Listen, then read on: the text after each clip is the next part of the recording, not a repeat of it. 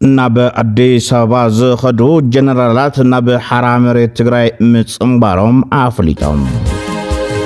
ህዝባዊ ወያነ ሓርነት ትግራይ ህወሓት ዋናው መግለጺ አውጽዩ ውድብ ወለዶ ትግራይ ተጸሊመዩ በኤርትራውያን ኣብ ዝተሰርሐ ፊልም መዘራረቡ ኮይኑ ሓደ ንትንታነ ዝሓራናዮ ሓበሬታውን ኣሎ ንሎሚ ናይ ዚኦምን ካልኦትን ዜናታት ሒዝናልኩም ኣለና ናብ ዝርዝር ክነስግረኩም ላይክ ሼር ሰብስክራይብ ምግባር ጀምሩ ዓባይ ሕቶያ ንሕና ሰላም ንደሊና ትጽምደው ንደልዩ ኢና ግን ፓራሌል ኮይና እንደንኺድ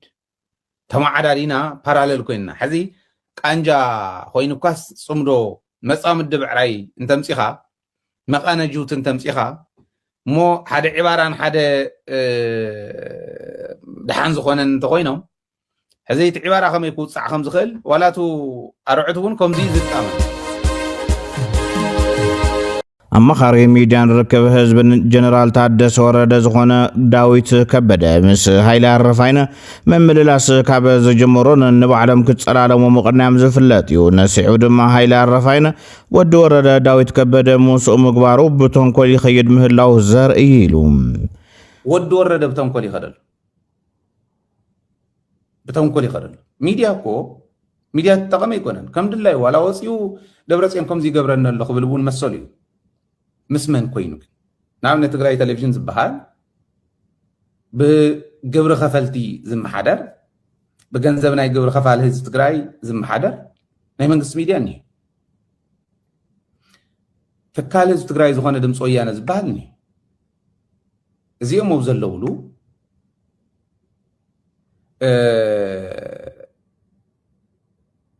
ንሓደ ናይ ማሕበራዊ ሚድያ ነጣፊ موخ عقل جت نعبل صات سرح خامسايلو مسرح مخال نود ورده كونه تواهيلو قبل عليه تግራይ ዝፍጸም ዘሎ ግፍዒ እንታይ ምዃኑ ይዘርኢ ያ ይገብረሉ አጀንዳ ይዝወኩም በብመዓልቲ ይዝብል አጀንዳ ኮይና ይኽእል ባይዘወይ ንሕና ኢና ንዕፍቶ ዘለና ዓለም ለኸ ሕጽረት ነዳዲን ብፌደራል ዝተገበረ ክልከላን ተደሚሩ ኣብ ትግራይ ንዘሎ ስእነት ነዳዲ ፍታሕ ይኸውን ዝተባሃለ ውሳነ ኣብ መቐለ ተወሲኖም ካቢነ ምምሕዳር ከተማ መቐለ ብኤሌክትሪክ ዝስራሕ ተሽከርከርቲ ናብ ከተማ ኣትየን ሕብረተሰብ ዘገልግላሉ ኩነታት ንኽህሉ ወሲኑሎም ነዚ እዋናዊ መፍትሒ ዝኸውን ውሳነ ኣድናቆት እናተዋህቦ ይርከብ أززتي حيلتات تግራይ ነበር ጀነራል ገብረ እግዚአብሔር በየነ ወደን ጦርን ጀነራል ዘውዱ ኪሮስን ጀነራል ጉዕሽ ገብረን ጀነራል ከበደ ፈቃዱን ናብ ሰራዊት ሓራ መሬት ሒዘምዎም ከይዶም ኣብ ሓራ መሬት ምዘሎ ሰራዊት ትግራይ ሓይሊ ሰላም ኮይነ ክቃለስ ወሲነ ኣለኹ ዝብል መልእኽቲ ብጀነራል ጉዕሽ ገብረ ሓሊፎም ኣብ ቀረባ ናብ አዲስ አበባ ዝኸዱ ጀነራል ጉዕሽ ገብረን ጀነራል ከበደ ፈቃዱን ናብ ሰራዊት ሓይሊ ሰላም ትግራይ ወሪዶም ክዝትዩ ዒሎም ኣለዉ ጀነራል ጉዕሽ ገብረ ናብ ቲፒኤፍ ምጽምባሩ ሕጉስ ምዃኑ ድሕሪ ምግላጽ ኣብ ትግራይ ብሰላማዊ መንገዲ ንምቅላስ ዝገበርክዎ ጻዕሪ ስለ ዘይተሳክዐ ናብ ሓራ መሬት ምዘሎ ብጾታ የተጸምቢረ ንምቅላስ ወሲነ ክብል ገሊጽሎም ተቢዕኹም ተጋዲልኩም ብዙሓት ኣሕዋት ሰብሲብኩም ኣብዚ ብጽኹም ኣለኹ ብዘይ ውግእ ተው ዘሎ ሓይሊ ክነፍርሶ ኣለና ብጾትና ክንምንጥሎም ኣለና ታፍቶም ኣብ ዘይግባእ ቦታ መጋበርያ ኮይኖም ዘለው ብድኽነትና ምኽንያት መሬት ድኾነ ረክብ ዲዳር ድኾነ ይረክብ ንእሽተይ ጥቕሚ ድኾነ ይረክብ توقع دخون كم قزع لي قرية النامو زحسكو حيزة خيد انداوله تاء متاء انداوله يزولو شعبية تاي كند حلم شعبية نتأمر تخيلنا نو عنبر مسوزي كوينا تاي كند حلينا نتأمر زت أمرنا زولو بوزي وقت تخفيتنا حق مخبار تتخفيتو مهدم خوننا شعبية عركنا نفتقر لم ينقلوا زلوا زي وينجل قبل على الحزب التجري كحدت قبل على الحزب التجري يوم دفت مزلوا نزيك موجود زدلي نزيك قارل زدلي نزيك علامة يلحيزو خير زدلي سب يلن قام حي تولن دقتوي بهزب تقرله وحدين دقورنا ميتنا تساقيناي دقفت حوحاتها بقداي ما أسرت جنرال قعش قبره حق مخبارو كدقف اللوي ولو منبارهم تذكر كوينو فلاي دماء عدقرات عامس العلم زنورو منعسي جنرال قعش قبره يحق زناني رز والمدر كم مردعتا يقمطوم هايلا الرفاين دماء نزي يراقودهم بزعبا ناي تقارا لاي قعش قبره أبستعصر اللوان بزحات سبات بزحيلو عقما زي تتقم ودب يبلوا بصليهم عسيرهم مو يبلوا شعبيا نشعبياس ناي شعبيا تئزال سميعا عسيرات يبلوا خندي دون قرخم زلو دريقهم تخون ابي تستوعلوا نزرعيو زنيه دون قرنا وعش قبرس كافتز تخصصلون العلي كافتز تخصصلون العلي بديلو مخانو أنا ون بعلي ميديا حيزة ليتن كترن استافي نابوزح خباب زرقحي مرد أتاز ركب سبون كندزي رخوكن بعلهم عبد دباباي عم مدرخ قعش قبرنا تنسل فتاتي قنوابرن كم زنبرة تزاريوه جنرال قعش عبتت مالي أب عفارز قبرو مدرة أب تقراي سرحتي بتنايز كاير زلو تقراي جن آيت بتنن زي حتت كحتت عقمي كناس أولمين عيلون تافتنا هاي قدم حي انتت كوب يسن هاي تاون لعل كوت صنيتنا لنا قدم بوقت رحنا نقدل نيرنا نقول سواء نقصد حي بتنا إني بتنا سلازي عدنا يتبتنا اسمنا يبتنا ما نسينا يبتنا تواقينا مسوات خفينا ندحنو يقبع نتينا يقوان حيلي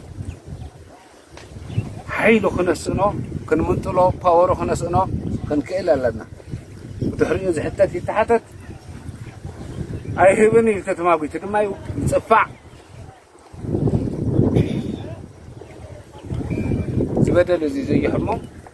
الشعبية خينا وبيني كوينه بخوعكم ينتهيني وقع لذيت يبنا نحنا زيت فيه بحقي تحتت هزبنا يتقددوا سلطان هزبهاب تايزة بأس نقر اللوزي نعون دي تقالي سداء هنا نبلو هاي كما يتقبرون يخم بحيل تلنا بحيل تحديقنا نهزبنا نهب زياخ نكبر زياخ نحصرا بعوت كنوصا كله تقارى لاي تسترفت تقارى لاي تاو ايدهم كن منتل أجوخا خنولن هزبنا دما كل بيت سبنا عرختنا أجوخم كنولو كنكدل لنا ህዝባዊ ወያነ ሓርነት ትግራይ ሕወሓት መግለጽ ኣውጽኡ ዕጽዋን ክባን ካሊእ ስልቲ ጆኖሳይድ መንግስቲ ኢትዮጵያ ኢሉ ኣብ መግለጺኡ ካልእ ዙር ድማ ኩናት ንመምችቻው ህዝቢ ትግራይ ብማሕበረ ኢኮኖሚያዊ ዓቕምታት ብምድኻም ሓድነቱ ሸርሽርካ ዓርሱ ዘይከላኸል ህዝቢ ንምግባር ሰፊሕ ወፍሪ ሓንፂፆም ይሰርሑ ኣለዉ ክብል ከሲሱ ኣብ ክንዲያ በጎነት መሃይኡ ተኸልኪሉ ኣብ ከቢድ ሓደጋ ወዲቑ ዘሎ ሰራሕተኛ መንግስቲ ብምዃን ንመንግስቲ ኢትዮጵያ ጽዑንቶ ምፍጣር መደናገርቲ ኣጀንዳታት ብምብልባል ሓሶት ብምንዛሕን ስቓይት መሃይኡ ዝተኸልከለ ሰራሕተኛ መንግስትን ስድርኡን ንምንዋሕ ልኡኽ ተወሲዶም ይሰርሑ ኣለዉ ንዝበሎም ተጋሩ ድማ ወቒሱ ህዝቢ ትግራይ ንምድኻም ዝሓንፀፆ ስልቲ ዕፅዋን ክባኒ ዝበለ ሕወሓት ነዳድን ካልኦት ሸቐጣሸቐጣትን ብምዕፃው ህዝቢ ትግራይ ኣቕርቦት ከይረክብ ንማያ ሰራሕተኛ መንግስቲ ሓዊሱ በጀት ህዝቢ ትግራይ ብምኽልካል ካሊእ በደል ኣብ ልዕሊ ህዝቢ ትግራይ ይፍፅም ኣሎ ድሕሪ ስምምዕ ፕሪቶርያ ስርሐን ጀሚረ ዝነበራ ትካላት ልምዓት እውን ብምዕፃው ህዝብና ኣገልግሎት ከይረክብ ይገብሮ ኣሎ ዝብል ክስታት ኣብቲ ናይ ሎማዓንቲ መግለፂኡ ኣቕሪቡ ኣብ ቀረባ እዋን ተኣሲሩ ብውሕዝ ዝወፀ ሸዊት ውዳሴ ብክልተ ጫፋት ዘለዉ ናይ ድሌት ሰላምን ድሌት ኩናትን ዝመስሉ ጫፍ ዝረገፁ ረስምታት ንትግራይ ኣይጠቕምዋን ኢሉ ሸዊት ከም ተጋሩ ክግበር ዝግብኦ ኩናት ናይ ምትራፍ ስራሕ ምስራሕ ኢሉ ኣብይ ኮረና ተዳልዩ ከጥፍአና ይኽበልዐና ስለዚ በቃ ተዳለው ክንዋጋ ኢና ልብል መንገዲ ወይ ከዓ ተኻልአይቲ ከዓ سلام يلواصنا خوينات عندلي بقى خوينات يرحقنا الكاسيلكا وقح صبحه سلات صلخاته مهللكا طرح خوينات القر المسلون كلتيو من قدنا عيقاي كلتيو بطعم نيف مخاني بطعم حساب مخاني رياليستيك يا خواني سو رياليتي تاعيو خوينات كترف لخل عقمك تفطرني كبك كوينات الترف بعقم خاي سو تقراي كم بهر كم محبرسب بقليلو ليتوقع ليتورر ليتدفع تكوني عزي مالت بزح طبنجا بزح مدف بزح اطوار بزح قال يخون يهم تبزح سب الحاسو بزح سراويت يخون رينا ينا تقراي 6000 سراويت ون هاللي واي فلتيو 300 سراويت ون هاني صات فلتيا سو اش يخوني ماتر لقبر مدافع تانكتات ون ونيا تفلتيا غوريلا ون غيرا تفلتيا انا اشتي قللت طبنجا حيزاون صلا قطي ما تفلتيا حدا مقواركات حدا لي مقواركات طرح عاوته يمص سعوت لمص حدا كوز حدا علامه وحدا نصر علامه مسلافكا لي مسلافكا بتلي ان خم تقراي البلا ماينورتي نشتي محبرسب توسع نغرسي حدا علامه خسلفكا لخل مني منغستي مالت تايني حوار ماخل قبول لخونه تامنلو هو زيناتي منغستي الكا تصوعو كمصنيو حدا ماخل كوين خطر نفكا خط حاوركا ندحك تواغا خنكاون كمرحكا ندحرق وق خطرف كوينو ونا قدي مسرح خسرح كوكلكا باغوا ولقبو سيستم تتكال نسو خنهانصوني ان حزب بقى من معدل يبلنا غزيون يبل اسو بمنغوار ناي تግራይ ناي ديترنس عقمي متنخارك ውድ ወለዶ ትግራይ ተጸሊመ ኢሉ ወለዶ ናይ ወርሐ መጋቢት ናይ በጀት ድጎማ ድጋፍ በጣላላ 1 ቢልዮን 6 ሚልዮንን 735,840 ብር ምስ 70 ሳንቲም ናብ ንግዲ ባንክ ኢትዮጵያ ጨንፈር መቐለ ዝርከብ ናይ ክልል ትግራይ ሒሳብ ቁጽሪ ንኽመሓላለፍ ትእዛዝ ተዋሂቡ ኢሉሎም بصاونات اتصلمه زغرف حق يلن زول ولدو نتقدم كفل مس فيدرال بمزراب عويتو يزولو غداي مهيا سرحتنيا منغستي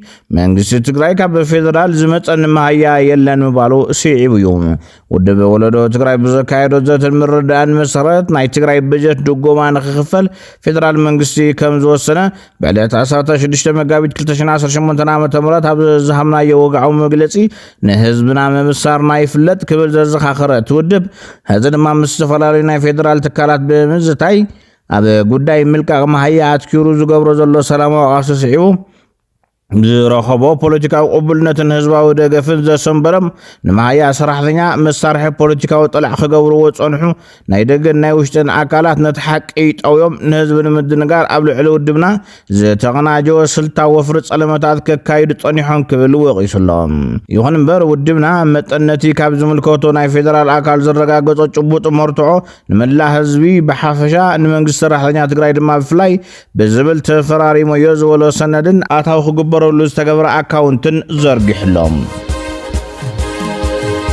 ابز حزوان اب اسور زلو جمار صمدو زخونه بسبز سانه سبز فلت برهانه غبر غرغس صمدو اب تمسرتو لوان مس جنرالات ايرترا تراخيبو جنرال فيليبوس بدفرت يقرتا كحتت كمز نغرو مسؤول رزبله نغير نخبل حيلوم كاسا زتباله جمار صمدو زنبرم حزغنا بحارا مريت زخده تزاريبوم وبرهانه حد تبعي بسرو تنغركا بقى مالس زي سبنا زلو زموسول زغبري زناغري ولا جيجا يكون مالتي حد زرو كله نغرك الله قال اي لتግራይ زلو غنا نغرك ايكد عندهم دبلوماتيك يكون انا حدث ነገር نمسو خوينو زرخوم تم عزستي بتግራይ سي كونيلكم سو جنسايد فصملا اقاطامي كناس زخونه ገለገለ يكون كونيلكم يخم لتግራይ دمصنات يخم تصرفوا زي حدش ነገር يكونن ولا ساعه شعاتي منهم غيركم ስለዚህ ቢፍ አፍሪካታት ይቆል ለኩም ልዝቲ ተማጀርሽም ነገር ወይ ካው ሙሱ ሓደ ትግራይ ነይሩ ይጽላል ፊሊጶስ ማለት እዩ هو እዚ ትሙሱ ነረ ይለግረለ ዋታ ጾላ ሳዑዲ ገለ ይለግረለ ዘሎ ብስሩት ቢኩም ይኹም ትግራይ ኮነልኩም ይኹም ድማ ገይርኩም ስለዚህ እዚ ይቅርታቱ ለለኩም ብስሩ ቢፍ አይሁን ይቅርታቱ ዘለኩም እዚ ሳعه شعاتي ወላ ገይርኩም ይኹም ይልስ ሓደ ትግራይ ሙሱ ነይሩ አግንባር ያው ይዛረው ዘለቱ ትግራይ ነው አሉ فريح بالتي انا فريح حمزيلو تقول عيدنا اموداتا ግን ብርሃነነት ጽምዶ አየድልና ብዝብል ድምዳመ በጽሖ ከም ዝነበረ ይዝገልጽ ነዚ ድማ ዝፈልጦ ሓቅታት ንኸየጋልጽ ከም ዝተኣሰረ እዩ ዝምጉት ብርሃን ዝተወሰነ ስቲፋት ከይዲ እዩ ካብኡ ኣኩም ዚኦም ዝኣመሰሉ ቶታል ንዕሞ ይጥዕሞምን ብጣዕሚ እንትን ነይሩ መወዳእታ ብስረ የድልን ኢሉ ተነጋጊርና ኢና ምስ ብርሃን እውን መወዳእታ ብስሩ እዚኣቶም ትግራይ እዚኣቶም ርክብ ኣይድልያን ብስሩስ ህዝቢ ይመርዝ ናትና ህዝቢ ስርዓሲ በፍጹም በቃ እምነተ ኢልኒ በቃ እስካብ መወዳእታ እምነተ እዚ ሶምስ ኤርትራ ዝግበር ዘሎ ኣነ ህዝቢ ህዝቢ ዝኣምን ህዝቢ ህዝቢ ዘናስሕ ነገር የለን ጥዑይ እውን እዩ ትሕዝ ዝግበር ዘሎ ሓደ ላስርቃት እዩ ምለምሉ በቃ ነጋድ እዮም ላብ ንግዲ ማለት እዩ ካልኣይ ፖለቲከኛት ኣይኮነ ማለት ሓሳብ ሒዞም እዮም ዝኸዱ እውን ማለት ልኡኹ እዮም ዝወስዱ ልኡኹ ዝቕበሉ እዮም ኣብ ክልል ኣምሓራ ዘሎ ስርዓት ብልጽግና ኣብ ክልተ ተመቒሉ ተባሂሉ ገምጋም ተወደቡ እውን ዘይምስምዕ ማዕከም ዘሎን ናብ ውሳነ ንምብጻሕ ከም ዝተጸገሙን ሃብታሙ ኣያለው ዝተባሃለ ተንታኒ ይገልጽ። የአብይ አህመድ አገዛዝ በአማራ ክልል ጉዳይ በጣም ጭንቅ ውስጥ ነው ያሉት። ኦልድ ጋርዱ እንዳልኳችሁ ሁለት ቦታ ተከፍሎ አብይ አያዋጣም፣ እየሄደበት ያለው መንገድ በአስቸኳይ ይቁም፣ የአካሄድ ለውጥ ይደረግ የሚል አለ። ሁለተኛው ቲም ደግሞ በፍጥነት ወደ ጦርነት መገባት አለበትና ቲፒኤልኤፍን በዚሁ አጋጣሚ ማድቀቅ አለብን የሚል አለ። ዋነኛው ኃይል ወደ ጦርነት ከገባን ሁሉም ነገር ከእጃችን ይወጣል፣ ሰሜኖቹ ተባብረውብናል፣ በጋራ ቆመውብናል የሚለው በየዕለቱ እያደረጉት ያለው ነገር አለ። ይሄ ክርክር ዋናው መረጃ በመከላከያ ላይ ለምንድን ነው እስካሁን ድረስ አማራ ክልል ላይ ለ3 ዓመታት ዘለቀ ጦርነቱ የአንድ ወር ዕቅድ የሁለት ወር ዕቅድ ይባላል። ለጀነራሎች ኦሪንቴሽን ይሰጣቸዋል፣ ይገባሉ፣ ግን ይሸነፋሉ። ወሲኹ ሃፍታሙ ኣያሌው ኣብ ዝቐረባ ብወገን ብልጽግና ዝወፀ ሰነድ ኣመልኪቱ ኣብ ዝተዛረቦ ድማ ሻዕብያ ንብልጽግና ናይ ህልውና ሓደጋ እዩ ዝብል ገምጋም ከም ዘሎ ብምግላጽ እዚ ድማ ጉዳይ ወደብ ኣብ ዘይእዋን ብምልዓል ምዃኑ ከም ዝገምገሙ ሓቢሮም ሻዕብያ ይላል ወይም በቅንፍ ኤርትራ ይልና ከስትራቴጂካዊ ወዳጅነት ወደ ህልውና ስጋትነት ይላል የብልጽግና ግምገማ። የሻዕቢያ የኤርትራ መንግስት ወቅታዊ አቋምና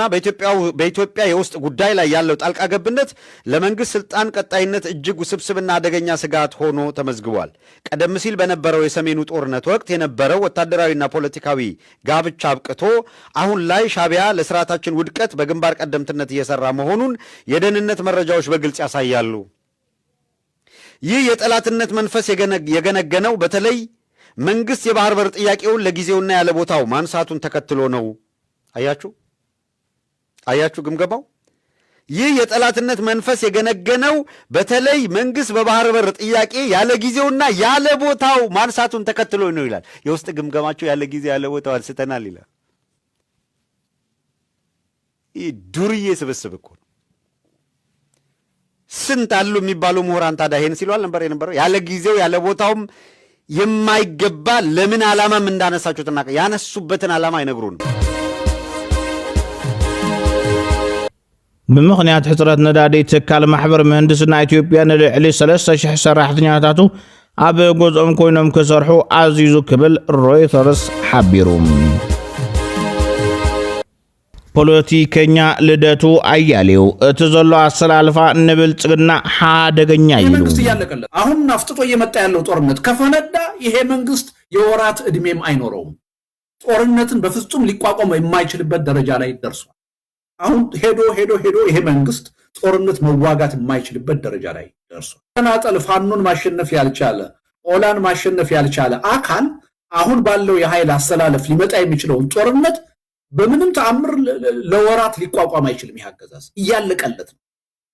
አሁን አገሪቱ ውስጥ የተፈጠረው የኃይል አሰላለፍ በምንም ተአምር አሁን የመጣውን የኃይል አሰላለፍ በምንም ተአምር የመንግስት ሊቋቋም አይችልም። ለወራትም ሊቋቋም አይችልም። ወደ ኋላ ሊመለስ በማይችል መልኩ ሁሉንም ጠላት አድርጎ በሁሉም ላይ ህልውና ፈተና ደቅኖ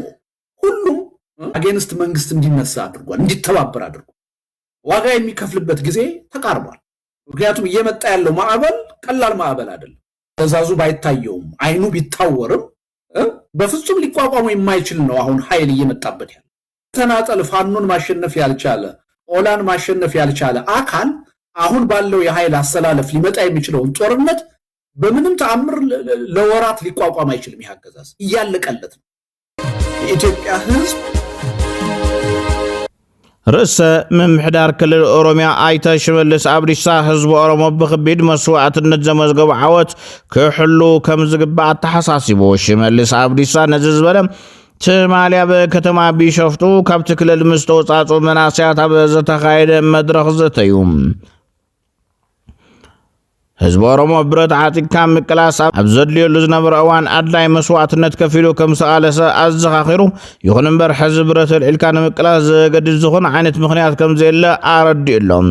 ብስም ቃልሲ ብረት ዓጢቆም ናብ በረኻ ዝኣተዉ ኣካላት ዝሓዝዎ መንገዲ ዘኽስር ምዃኑ ተረዲኦም ናብ ሰላማዊ መንገዲ ክምለሱ ፃውዒት ዘቕረበ ሽመልስ አብዲሳ ሕዚ ኣብ ኢድ ኦሮሞ ዘሎ ስልጣን ብዝኾነ ይኹን መንገዲ ከይወፅእ መናእሰይ ተኸላኸሉ ክብል መዘራረብ መደረ ገይርሎም ብኤርትራውያን ኣብ ዝተሰርሐት ፊልሚ እቶም ተዋሳእቲ ኢትዮጵያ ብፀዓዶ ከም ዝተንበርከኸትን ሃገራት ኤስያን ኣውሮፓን ካብን ናብን ይዋግኣላ ከም ዝነበራን ክዛረቡ ተሰሚዑ ኢትዮጵያ ንፀዓዶ ዘይተንበርከኸት ሃገር ዘይኮነት ሳላ ፀዓዶ ክብራ ደጋጊማ ዝመለሰት ሃገር እያ ኦቶማን ገዚእዋ ነይሩ ወተሃደራት ፖርቱጋል መፂኦም ኣምሓራ ኣውፅኦማ ኣብ ካልኣይ ኩናት ዓለም እውን ጣልያን ኢትዮጵያን 5 ዓመታት ገዚኣታ ነይራ እቲ በንበሳ ዝምስልዎ ንጉሶም ሃይለ ስላሴ ከዓ ኣብ ዓዲ እንግሊዝ ከይዱ ተዓቂቡ ነዚ ከምዘይ ተፈጥረ ቀቢሮም ግን ፀዓዱ ዘይደፈርዎ ሃገር እዮም ዝብሉ ንጣልያን ካብ ኢትዮጵያ ዘውፅኦም ንባዕሎም እንግሊዝ እዮም ጽቡቕ ኣርእስቲ ኢኻ መሪፅካሎ ብፀዓዱ እዮም ክብሮም ዝመልሱ أنا زجرمن نقول سلام تايم دقاقي ممن يحسوت زانتاز مهزون داي سرق انتي بليم زبول أبو تزير عينو سرق ترى عين خاص حالي من انتي حسوت تزارو دبل كيمون مرسوم حسوت قال أخوصك صعدو استوحسوهم صومال لإثيوبيا أتي ختماتاتهم مسحزت سراويتن حيزن مسين زد حنا راشان كيبانين نيران እዞም ሰባት ግን ዘይዶም እዮም ዝብዎም ዘለውን ጻዓዱ ዘድሕንዎም ጻዓዱ ዝቕልብዎም ጻዓዱ ከለው ሞራል ኣብ ዘይብሉ ጽንጾ እዮም ዝነብሩ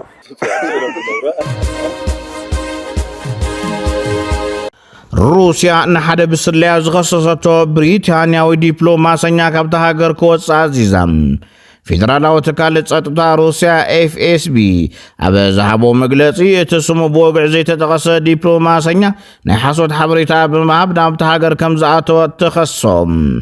እቲ እንግሊዛዊ ዝተዋሃቦ ናይ ዲፕሎማሲ ፍቃድ ብምስራዝ ኣብ ውሽጢ 2 ሰሙን ክወፅእ እዩ ተኣዚዙ ዘሎ ኣፈኛ ክፍሊ ጉዳያት ወፃኢ ብሪታንያ ነቲ ክሲ ፍጹም ትርጉም ኣልቦ ክብል ብምንጻግ ሩስያ ኣብ ልዕሊ ብሪታንያ ዲፕሎማሰኛታት ደፋርን ዝተዋሃለን ወፍሪ ተካይደላ ክብል ብወገኑ ከሲሱሎም ኩናት ዩክሬን ናብ 2022 ድሕሪ ምውልዑ ክልቴን ሃገራት ኣብ ዝተፈላለየ እዋናት ዲፕሎማሰኛታተን ክባረራ ምጽንሐን ይፍለጥ كبرات تقاتلتنا نسعى زحزنا يموانا وناقدستن الزيناتات نظم تقاتلكم وميموصل نيرم نمكتت عليكم عامسكنا سلام نهزب تقراي سلام نخل ودسب